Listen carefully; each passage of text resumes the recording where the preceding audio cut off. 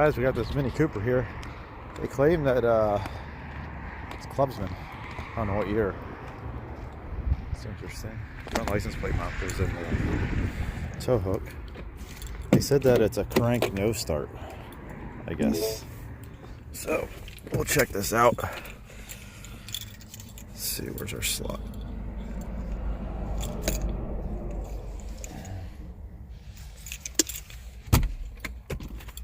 I'll just push start. Guess we're push start. I thought this would have a slot.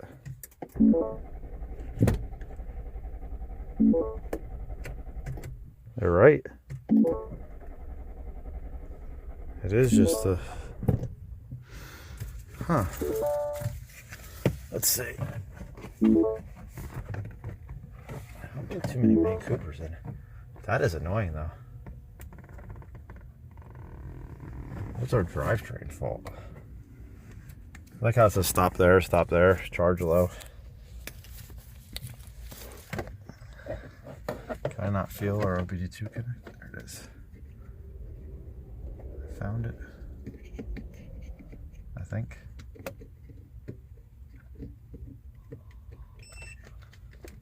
There we go. Probably should have brought our launch out for this.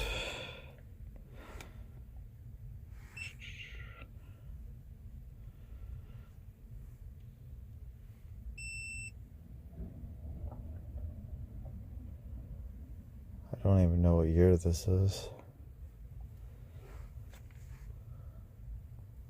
I feel like it's like a 13 or something. Why are we on camera? Oh, I wasn't using this last. I never disconnected from the car.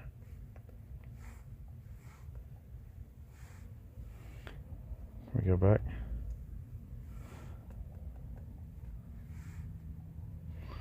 That's awesome. Let's try this again.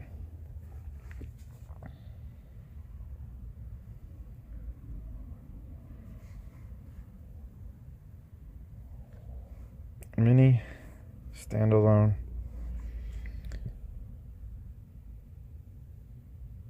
Maximum output of the drivetrain not available.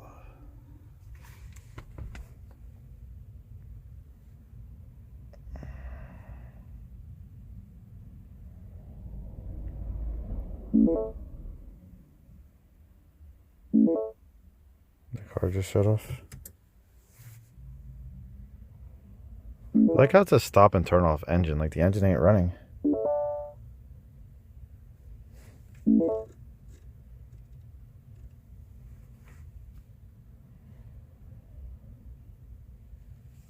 Probably don't need this.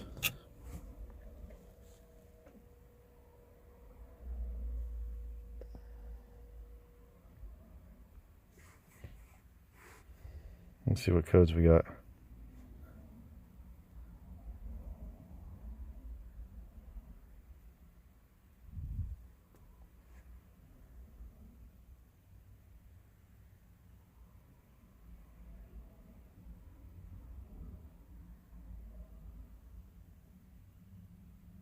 That's a lot of fault codes. 20 fault codes?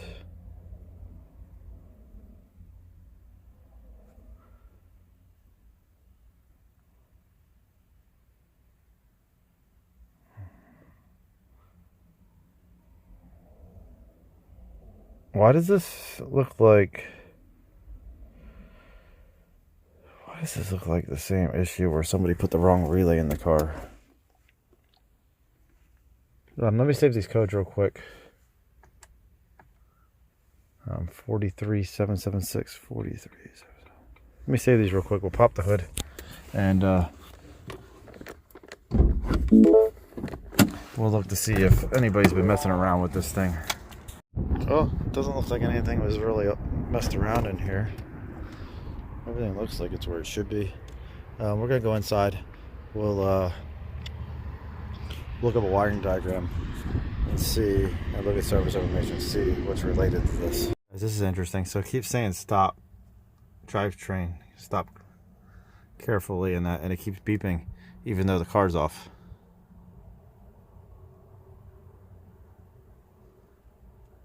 and the park light's still lit. Because like if I turn it on, see, now everything's lit up. I turn it off. See, secure vehicle guns rolling. I got the parking brake on, and it's in park, and it says left brake lamp malfunction while the car's off. Okay guys, so I'm trying to oh, what did I click on? I'm trying to see if I can get to a fuse box. This is a 2-liter motor, by the way, and it says integrated. It says center rear motor, but I don't see anything in the center because the motor's right there. So I'm trying to get this cover off here so we can get to this fuse box so we can actually check some relays so we can go after these codes, because we got a lot of codes. And I'm just wondering if we got a power issue. So I have my maintainer on here, but I'm gonna try to get this cover off, and then we'll check this and we'll see what's going on here. I had my jump pack on here. The car started when I was trying to read codes. Look at this. Look at it. It's actually burning. I've never seen this. Look at that. It's burning under the bolt. Because of it being loose.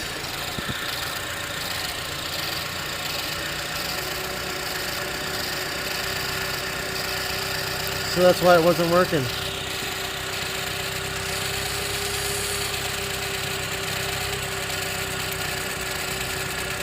That's crazy, I just saw it glowing.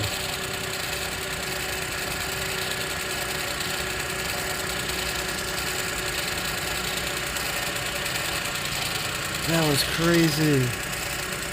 So that's why. Because this thing was arcing. Like that. Crazy. That was their problem with this car. Let me shut this off. Okay guys, so look at this. This is like rubber, and you can see like where it was arcing right there. The bolt was eating away on the side where it was arcing. So it's probably doing that for a while. So I'm going to clean off all this like rubber or whatever this stuff is. And we'll bolt this down.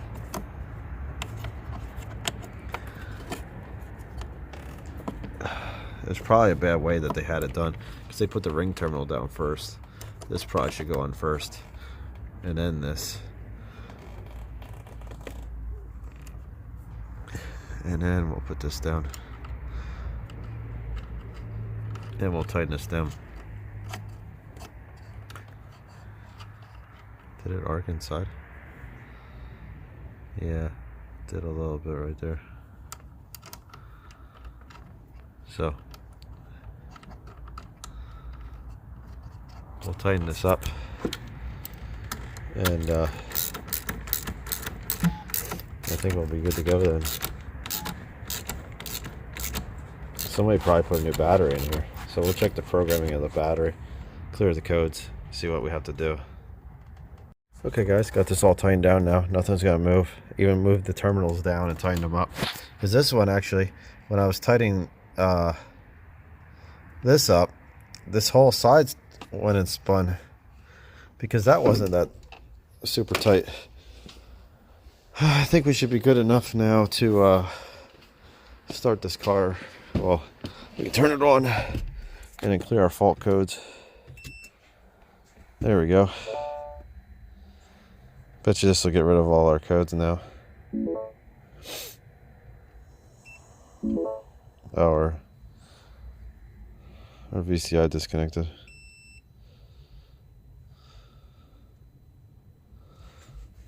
We might have to let this sit here for a little bit.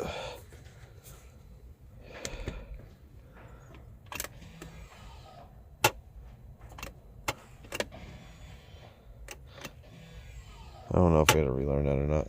There we go. So shut the car off. Let's see.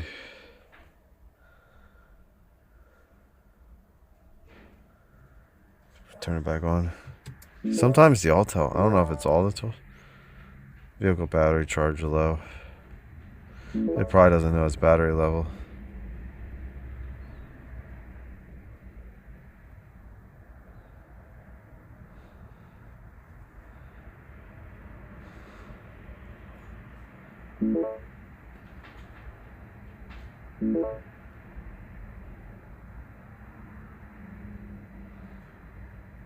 Sometimes I know you have to clear the codes twice. Let's shut this off.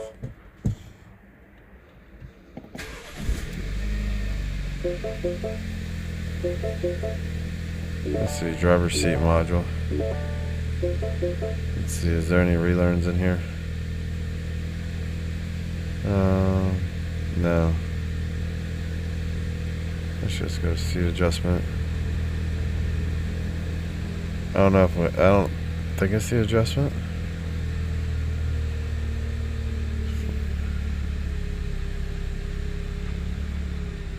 I'll have to look it up.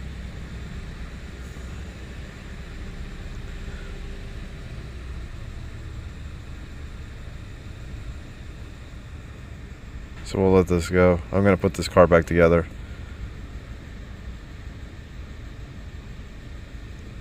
Let's just do a full system scan.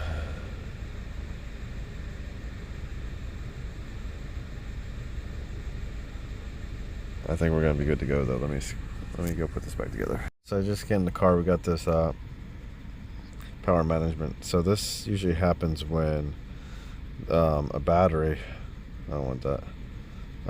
Is it under probably service? Let's do BMS. Evaluate state of charge. Look how high we're charging, 15.2. I think this battery was really low.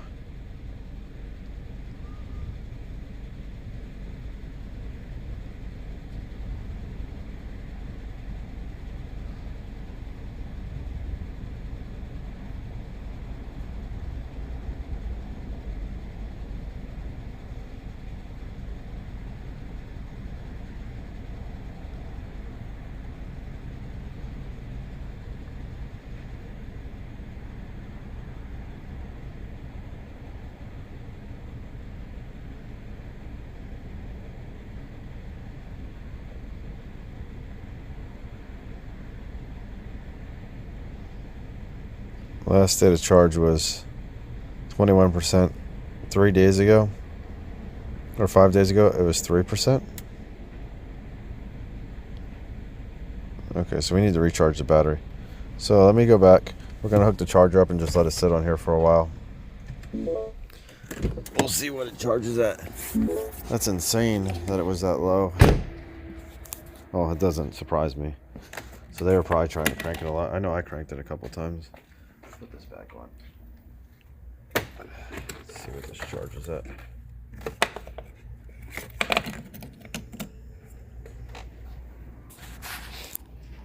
So we're charging at 30 amps, 26.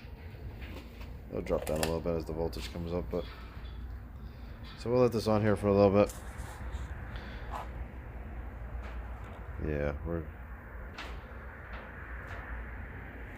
So we'll let this on here for a little bit, and then we'll come back and we'll reevaluate our battery.